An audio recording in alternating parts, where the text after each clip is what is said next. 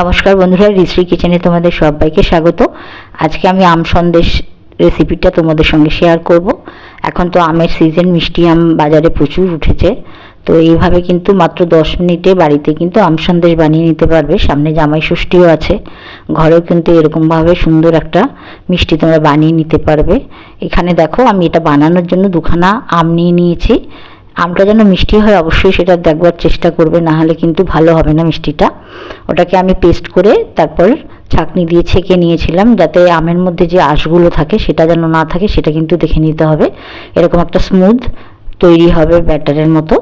তো এবারে দেখো, এর সঙ্গে আমি 1 কিলো ছানা, মানে 1 কিলো দুধের ছানা করে নিয়েছিলাম, বাড়িতেই আমি করে নিয়েছিলাম। জলটা খুব বেশি ঝরিয়ে নিতে হবে না, মোটামুটি ঝরে গেলেই হবে। এটাকে ভালো করে হাত দিয়ে চটকে নিতে হবে, যাতে এর মধ্যে কোনো ডেলা না থেকে যায়। সেই জন্য এটাকে খুব ভালো করে দেখো আমি কিন্তু চটকে নিয়েছি। এবারে কড়ার মধ্যে 1 চামচ ঘি দিয়ে দিলাম। ঘিটা একটু গরম হয়ে যাবে যখন, তখন এর মধ্যে আমি দিয়ে দেব 2 চামচ চালের গুঁড়ো। আর এটাকে ভালো করে নেড়ে 1 মিনিটের জন্য একটু ভেজে নিতে হবে। আমি এখানে গোবিন্দভোগ চালের গুঁড়ো নিয়েছি 2 চামচ। এটার গন্ধটা কিন্তু খুব সুন্দর হয়, সেই কারণে। দেখো, এটা কিন্তু হালকা একটা কালার হয়েছে। তো একটুখানি হালকা ভেজে নিলে 1 মিনিটের জন্য এটা কিন্তু এইভাবে হয়ে যাবে। এবার এর মধ্যে মিশিয়ে দেবো আমি ওই ছানাগুলো। ভালো করে হাত দিয়ে যেটা চটকে নিয়েছিলাম সেই ছানাটার মধ্যে দিয়ে দিলাম। এবার চালের গুঁড়োর সঙ্গে এটাকে খুব ভালো করে কিন্তু মিশিয়ে নেব। আর এবার পরিমাণ মতো চিনি দিয়ে দিলাম। মিষ্টিটা নিজেদের ওপর, আমের যেহেতু মিষ্টি আছে আমি এখানে খুব বেশি মিষ্টি দেব না। তো এটাকে খুব ভালো করে মিশিয়ে কিছুক্ষণ কিন্তু এভাবে রান্না করে নিতে হবে। এই সন্দেশটা কিন্তু বন্ধুরা খুব তাড়াতাড়ি হয়ে যায়।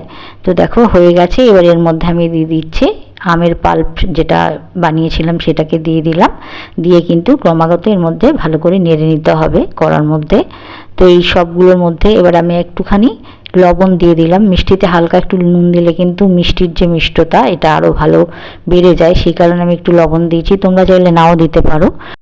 এখানে কিন্তু আমি কোনো ফুড কালার কিংবা কোনো এসেন্স ব্যবহার করব না। তোমরা চাইলে একটু ম্যাঙ্গো এসেন্স আর একটু হালকা কালার ব্যবহার করতে পারো, আমি এখানে দিইনি জিনিসটা। তো দেখো, কন্টিনিউভাবে রান্না করে যেতে হবে। বেশ এইভাবে যখন দেখবে একটা ডোয়ের মতো হচ্ছে, তখন এটাকে কিন্তু নামিয়ে নিতে হবে। হয়ে গেছে এটা। আমি একটা কেক টিনের মধ্যে কাগজ দিয়ে তার মধ্যে ঘি ব্রাশ করে দিয়েছিলাম।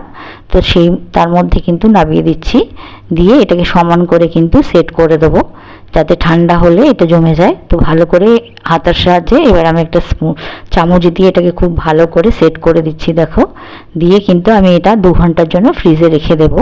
হয়ে গেছে আমার। দেখো, এবারে এটাকে আমি 2 ঘন্টার জন্য রেখে দিয়েছিলাম। এটা কিন্তু শক্ত হয়েছে খুব সুন্দরভাবে, আর অনায়াসে কেটে নিতে পারছি। সাইজটা কিন্তু তোমরা তোমাদের মতো করে রাখবে। আমি একটু বড় বড় পিস করে নিচ্ছি। দেখলে তো বন্ধুরা কত সুন্দর অনায়াসে, মাত্র 10 মিনিট কিন্তু সময় লেগেছে। আমি সন্দেশগুলো বানিয়ে নিয়েছি। আর এটা খেতে কিন্তু দুর্দান্ত হয়, মুখে দিলে মিলিয়ে যাবে। আর আমের খুব সুন্দর একটা গন্ধ বেরোয়।